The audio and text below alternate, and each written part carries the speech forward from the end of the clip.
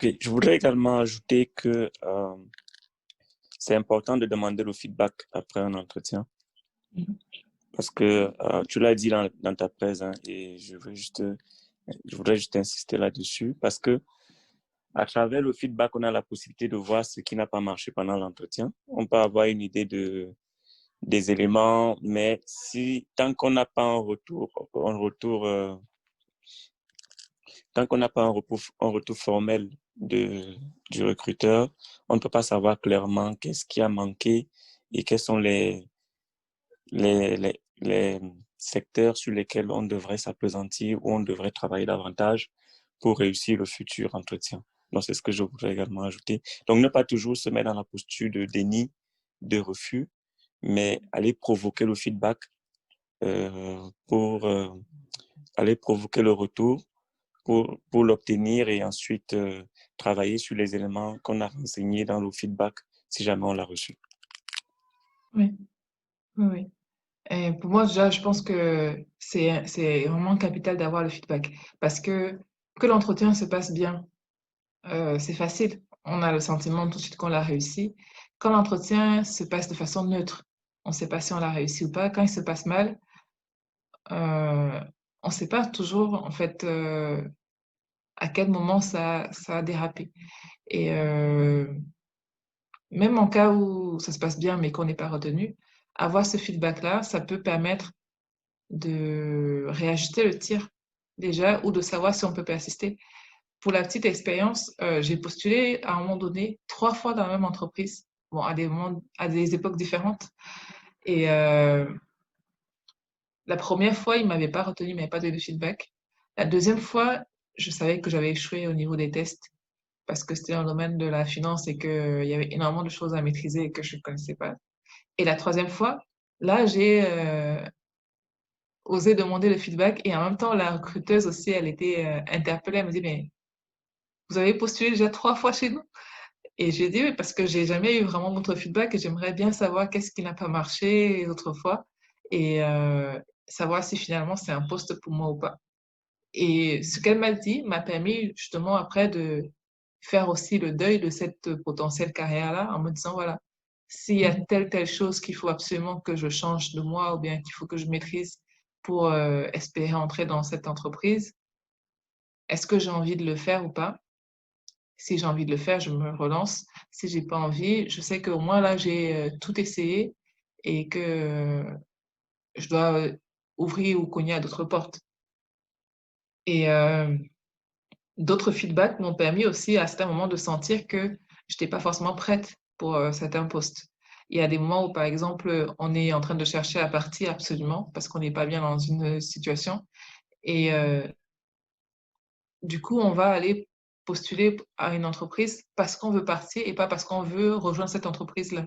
Et c'est des éléments qui se ressentent. Et en demandant le feedback, justement, à une entreprise qui mettait du temps à me répondre à un moment donné, c'est ce qu'ils m'ont dit. Ils m'ont dit, voilà, on a bien senti que vous voulez partir, mais on n'a pas senti que vous vouliez nous rejoindre. Et ça m'a permis de retravailler aussi sur cette image que je renvoyais pour me dire, est-ce que j'arrive suffisamment à communiquer ce qui me plaît dans l'entreprise, ce qui me plaît dans le poste, et pas juste ce que je ne veux plus de mon ancien poste ou de mon ancienne entreprise. Trouver cet équilibre-là.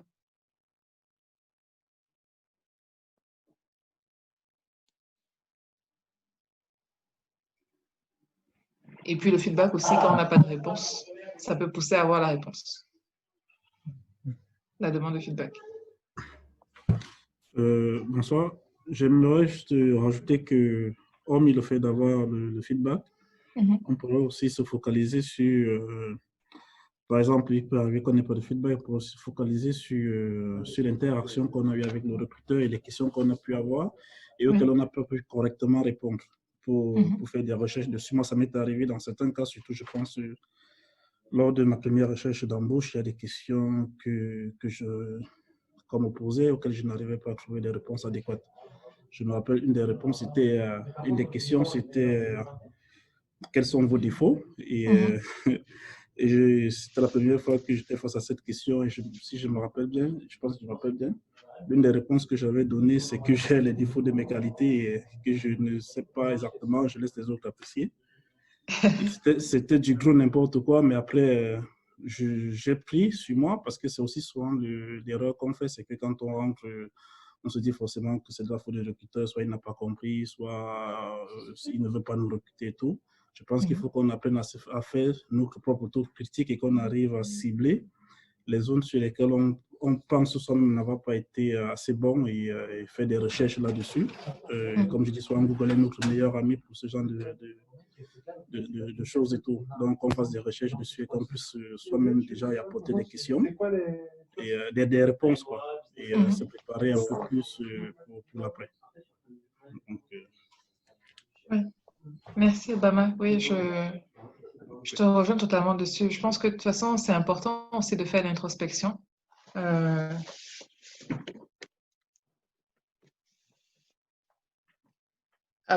Après chaque entretien, parce que c'est un échange. Donc, c'est comme quand on est en communication avec quelqu'un. Ça peut pas être que de la faute de l'autre ou que de notre faute. Donc, s'il y a des choses qui ne sont pas bien passées, s'il y a eu des moments aussi de blanc, s'il y a eu des malaises de notre côté ou bien du côté du recruteur, ça peut être des axes de travail pour les prochains entretiens. Cette question, par exemple, sur les défauts ou les qualités, je pense que c'est l'un des axes où l'image évolue beaucoup. Parce que même si on a les mêmes défauts continuellement, on n'a pas le même degré de défauts et on n'a pas la même façon de les exprimer. Et il y a des défauts qui peuvent très bien convenir à un poste, entre guillemets, et pas à un autre. Et donc, la façon dont on va présenter aussi ces défauts ou ces qualités, ça va aussi jouer sur l'impact que l'autre personne ressent de ce défaut-là. Si j'arrive et que je suis sur un poste où il faut super être ponctuel et que je dis mon défaut, c'est d'être retardataire, bon, ok, ça va pas le faire. Mais si j'ai plusieurs défauts, je peux peut-être choisir un défaut qui me met moins à mal si je veux vraiment ce poste-là. Encore qu'il faut se poser la question des efforts que j'ai à faire pour le poste. Si je prends un poste où il faut être ponctuel et que je sais que je suis une retardataire perpétuelle et que je n'ai pas envie de travailler sur ce point-là, c'est peut-être pas forcément non plus sain, même pour moi, sur du long terme. À moins de prendre vraiment le challenge de travailler sur ce défaut-là pour l'atténuer.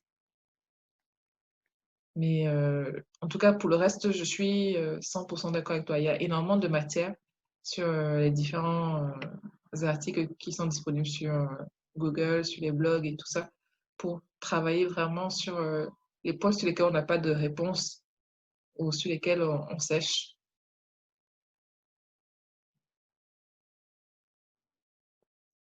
Et puis aussi, même si on n'a pas de réponse, travailler peut-être aussi sur la façon de faire face à cette absence de réponse. Comment botter en touche, comment dédramatiser une question. Parce que ça peut aussi arriver qu'on n'ait pas tous les éléments. Ça peut arriver que, par exemple, on vous demande en entretien quelle est votre fourchette salariale que vous voulez. Vous êtes sur le premier emploi pour ceux qui débutent, vous ne savez pas. Ou bien vous avez été dans une entreprise pendant super longtemps, vous ne connaissez pas votre valeur sur le marché. Là, les astuces que j'ai pu trouver, c'était plutôt que de donner un montant, de donner peut-être une grille, et avant d'aller dans l'entreprise en entretien, se renseigner un petit peu sur la structure, sur le poste sur lequel on postule, pour savoir un peu quelles sont les grilles de rémunération, pour avoir un élément. Et puis aussi jouer sur le fait que on peut avoir une rémunération sans que ce soit le premier élément moteur de notre choix. Donc, du coup, dire, voilà, j'ai cette enveloppe-là, mais ce n'est pas un sujet sur lequel je suis figée.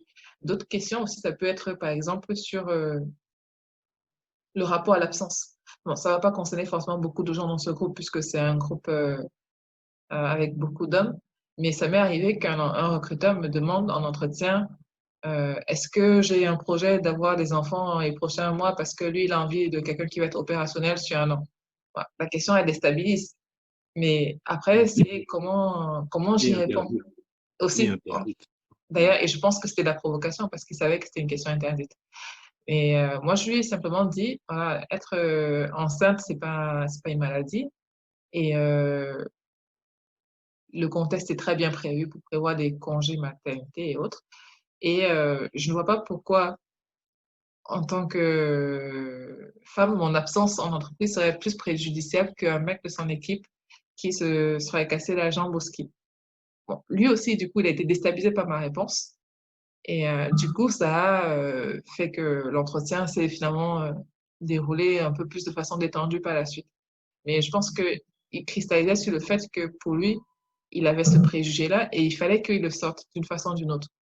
Pour dire, il s'est dit, OK, c'est une femme, elle est dans cette tranche d'âge-là. Si je l'embauche dans quelques mois, je vais me retrouver en galère. Et j'ai déjà remarqué que certains recruteurs ne le disent pas, mais le pensent et du coup écartent des candidatures par défaut parce qu'ils se disent que ça va arriver dans telle situation. Et être préparé à ces questions déstabilisantes et parfois même interdites permet de ne pas se décomposer face aux recruteurs aussi.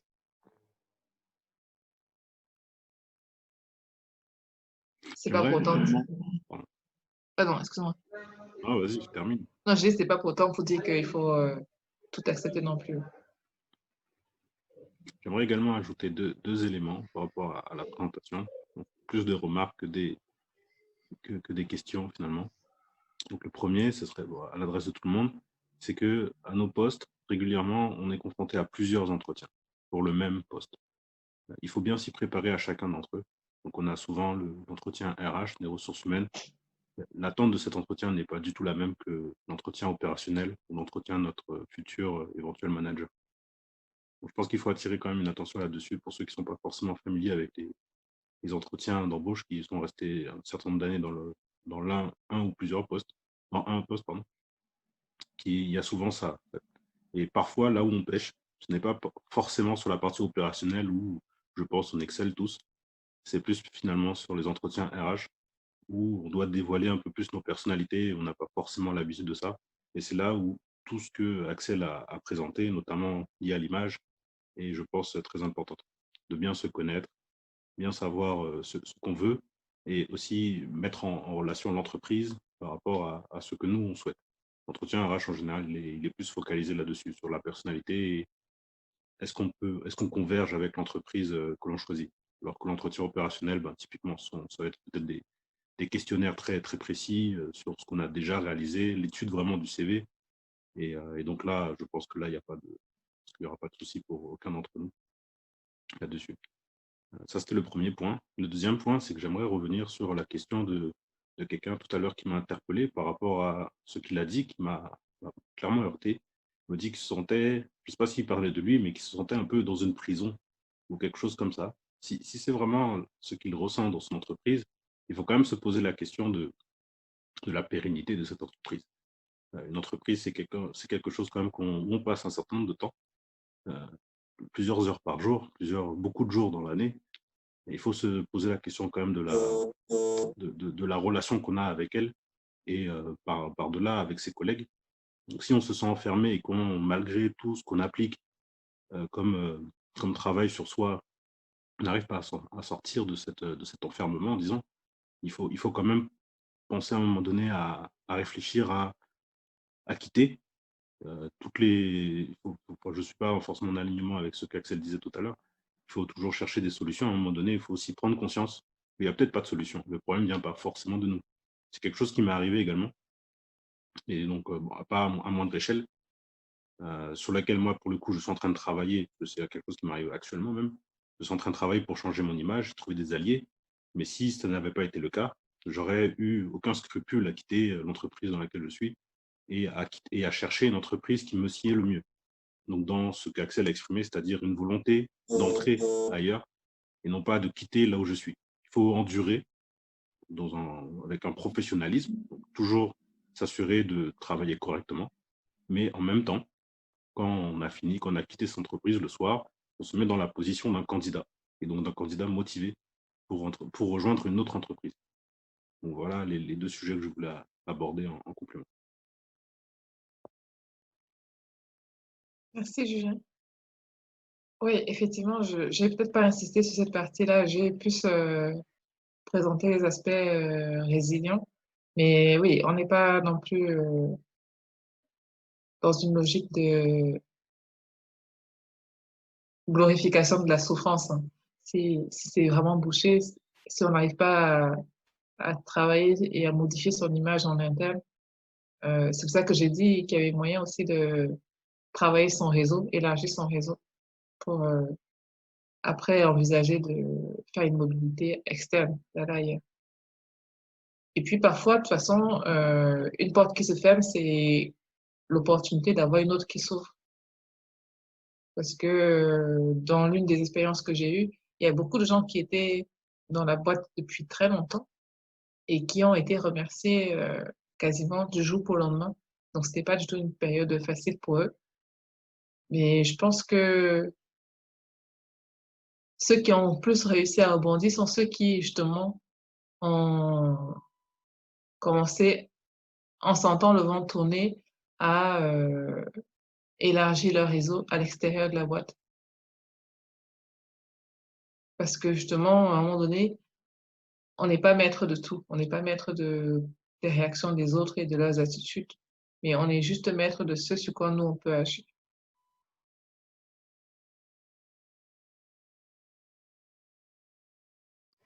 Aussi, peut-être dans ce sens, je me dis de nos jours, franchement, enfin, il faut pas avoir, faut pas se dire qu'on va partir, on quitte une entreprise et avoir réellement du regret par rapport à ça ou bien se sentir mal parce qu'on a envie de changer ou de voir autre chose, hein.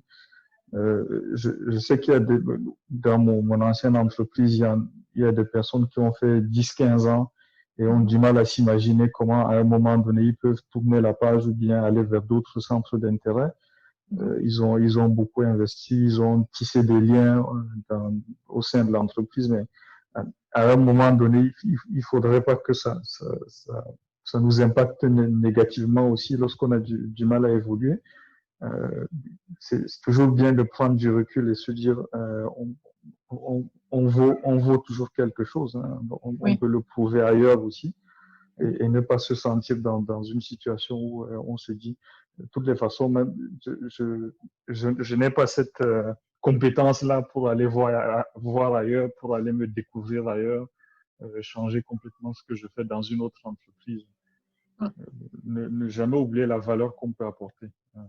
Voilà, ce qu'on peut apporter ailleurs.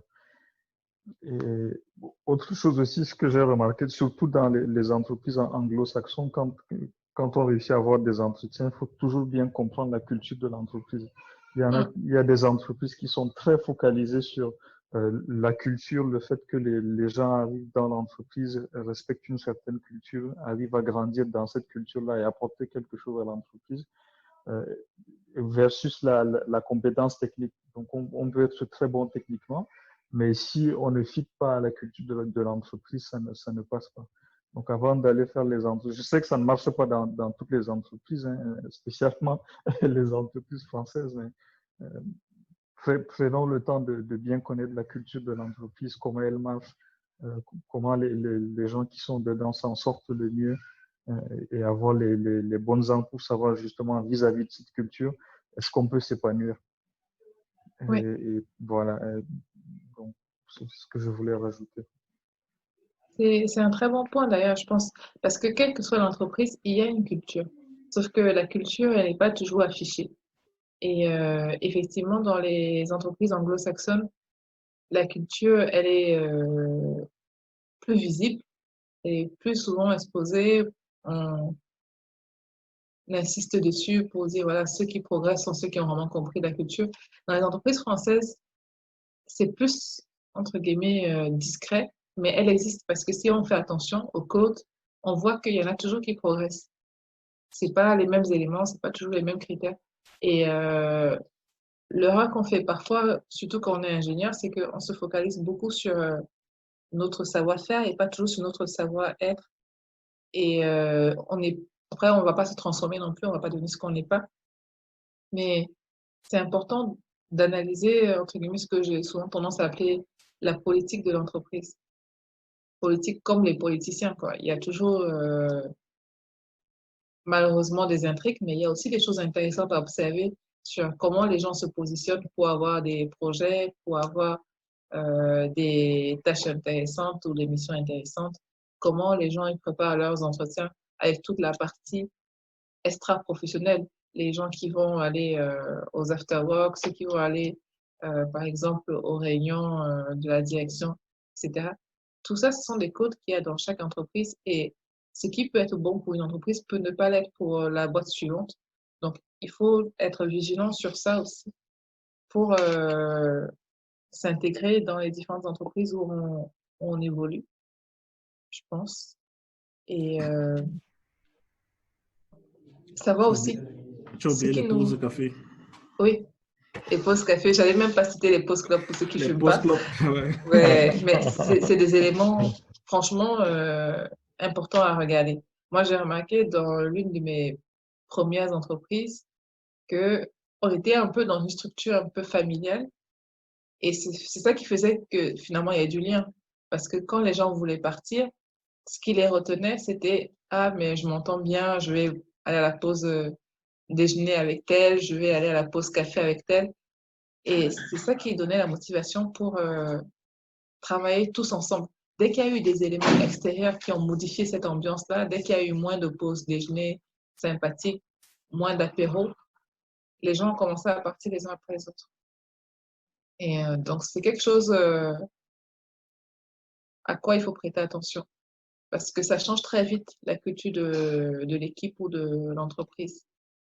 Même si la culture globale de l'entreprise, elle, c'est quelque chose qui se définit sur parfois des années, la culture même qui crée le lien entre les collaborateurs, elle peut changer avec ces petits éléments du quotidien qu'on néglige parfois.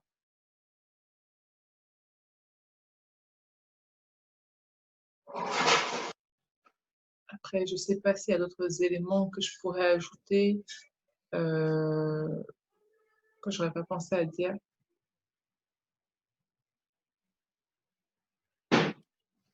Je vais revenir sur quelque chose que tu as dit tout à l'heure, je pense que sur lequel tu es passé rapidement, qui me semblait très important.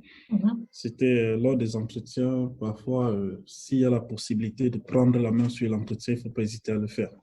Il ne faut pas hésiter à le faire et finalement mettre en porte-à-faux, pas de façon négative son interlocuteur, mais prendre en compte ton entretien. Et le plus souvent, c'est des entretiens qui sont le plus souvent gagnés.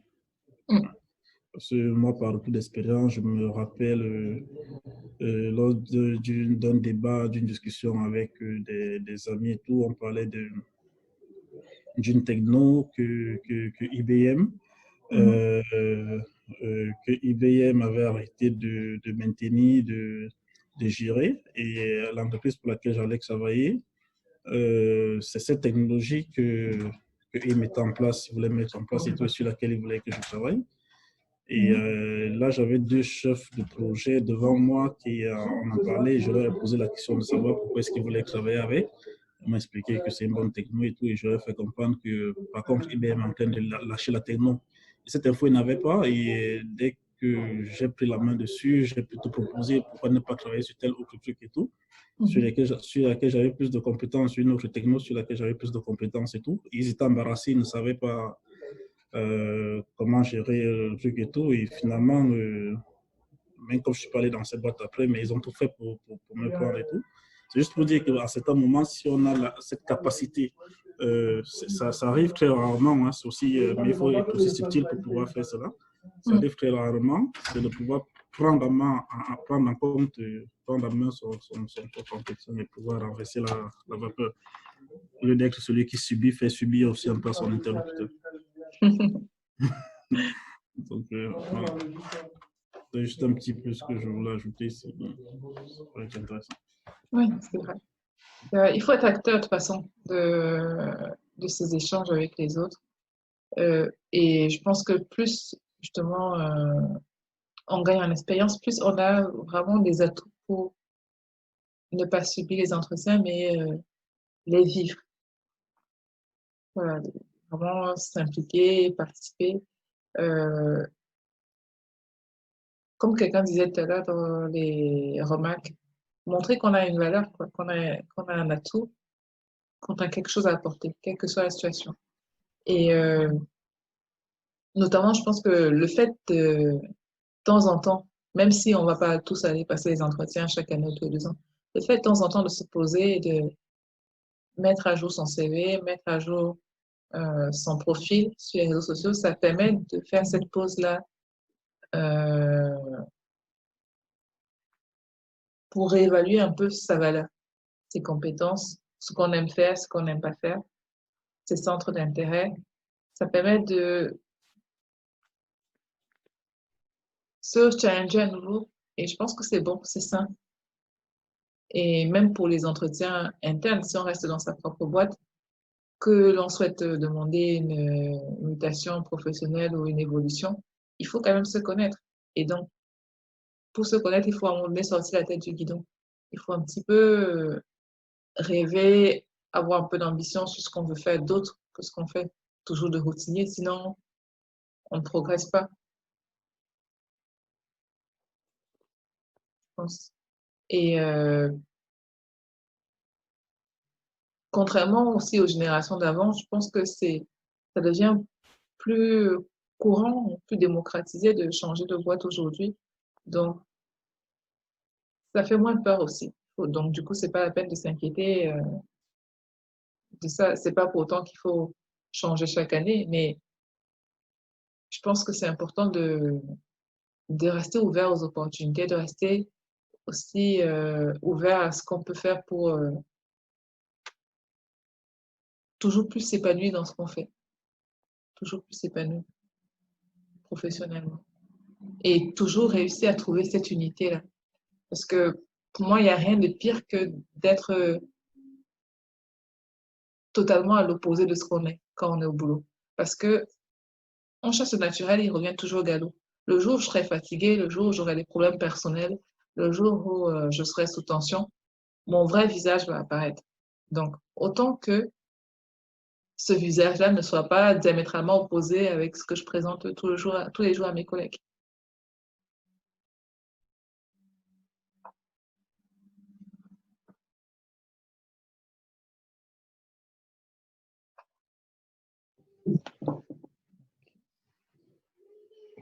Est-ce qu'il y a d'autres questions?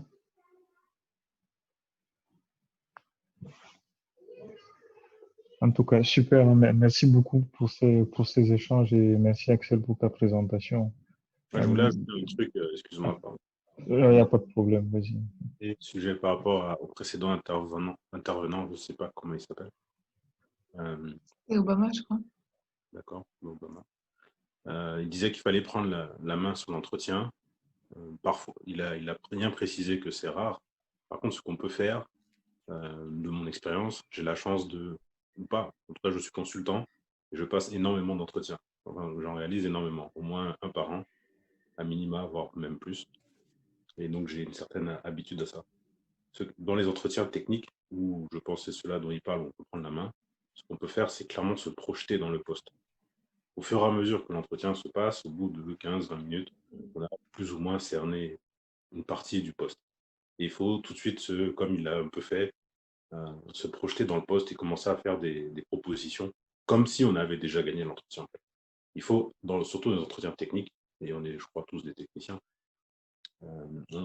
assez rapidement, en fait, on peut se projeter et sortir de l'entretien finalement et commencer à faire des propositions et mettre en avant des qualités qu'on ne saurait pas forcément expliquer avec des mots, mais que la personne verra directement grâce à ça. Donc voilà ce que je voulais ajouter par rapport à ce que disait Obama tout à l'heure. C'est très intéressant parce que justement, je rebondis là-dessus pour dire que parfois certains recruteurs, aussi dans certains cas, ne veulent pas forcément aussi quelqu'un qui maîtrise le plus. Parfois, ils peuvent avoir 2 individus, 3 individus en face d'eux. et avoir un qui maîtrise très bien la technique, qui est très bon, mais avoir quelqu'un aussi qui a une tête, je ne sais pas comment l'expliquer, moi j'ai un recruteur qui m'a fait part de cela, avoir quelqu'un qui a une tête bien faite. Et parfois, plus se focaliser et vouloir plutôt travailler avec la personne qui a cette tête bien faite, ça veut dire la personne qui arrive à appréhender, faire des propositions comme c'est Julien, je pense qu'il disait tantôt, faire des propositions, se projeter, faire des trucs et tout. Là, il semble qu'il a quelqu'un qui va de l'avant et qui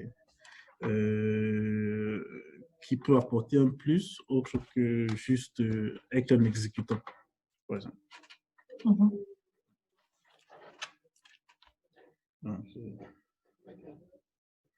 C'est tout.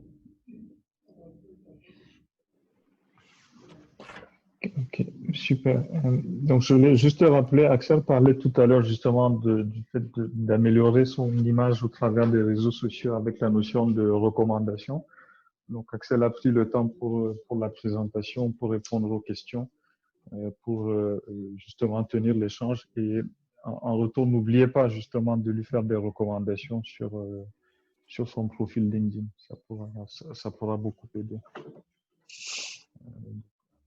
Axel, je prendrai bien ton ID, ton profil LinkedIn pour le communiquer et rajouter sur le fichier Excel des présentations. Comme ça, tout le monde pourra aussi le faire a posteriori. D'accord, pas de souci. Merci vraiment à tous pour votre disponibilité, pour votre patience, pour vos questions, pour vos remarques. Tous ces échanges étaient vraiment fructueux. Et j'ai aussi beaucoup appris de tout ce que vous avez pu exposer. Merci. Merci à toi, Axel. Merci beaucoup, Axel. Merci, Axel. Merci à tous. Merci, Axel. Merci. Passez un bon week-end. Bon week-end. Merci, bon week-end. Bon week-end. C'est bon, on peut décrocher la bière. Voilà. Elle est partie.